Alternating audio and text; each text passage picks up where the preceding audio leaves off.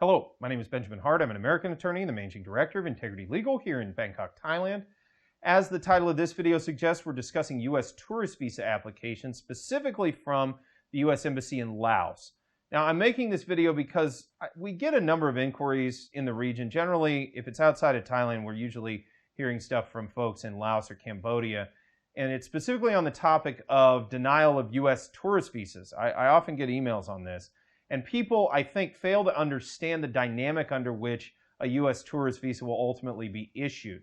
They fail to understand what's called Section 214B of the Immigration and Nationality Act, and they fail to understand what's called the Doctrine of Consular Absolutism. So under Section 214B of the Immigration and Nationality Act, it basically creates an analytical framework that the consular officer has to deal with, wherein they have to be satisfied that the person in question has sufficient strong ties to their home country, in this case Laos, or a third country, for example Thailand. If it's a Lao national living in Thailand and they show sufficient strong ties, for example, to Thailand, that's certainly possible. And they have to also show sufficient weak ties to the United States.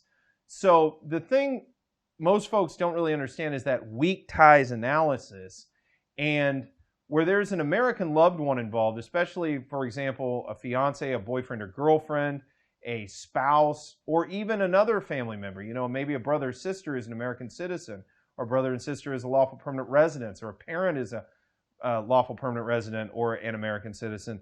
These type of things can operate to the detriment of a tourist visa application pursuant to Section 214B.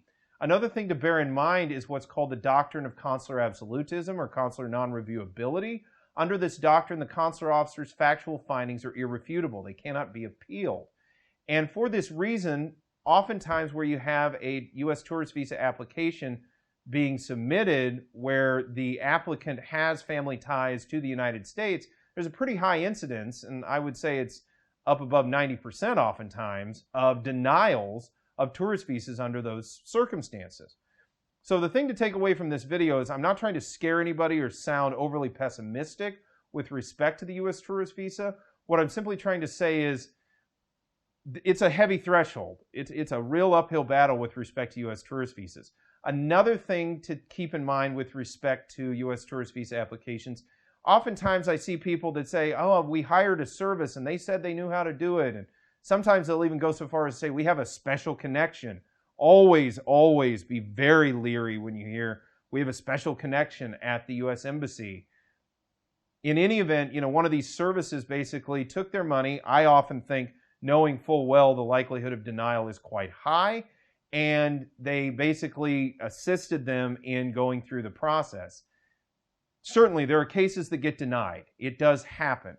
But I don't really do U.S. tourist visas primarily for the reason that I am well aware that there is a high denial rate oftentimes, especially in cases involving U.S. loved ones. And I also am of the belief that there's not a great deal of value add that somebody, I'm a qualified American attorney. I've been doing American immigration work for over a dozen years. I don't think there's a great deal of value I am going to add to the process of obtaining a U.S. tourist visa, or I should say trying to obtain a U.S. tourist visa. The thing I would put across to folks watching this video is if I don't think I can add a lot of value, I'm not really seeing what a so-called visa service or immigration service is really adding to that process. And, take that and act on it accordingly. I just simply don't see what value is being added by these so-called services where, most of it can be done on one's own. It's mostly done online now. And, it's really not covered under a legal framework that it really makes it conducive for an attorney or anybody else to add any value to the process. It's my opinion, simply apply, tell the truth, and deal with the consequences. But I really would urge people that are watching this video, be very careful with any visa service that claims an ability to assist in a U.S. tourist visa application, because I just simply think that that's probably not, it's probably not in sync with reality, for lack of a better term.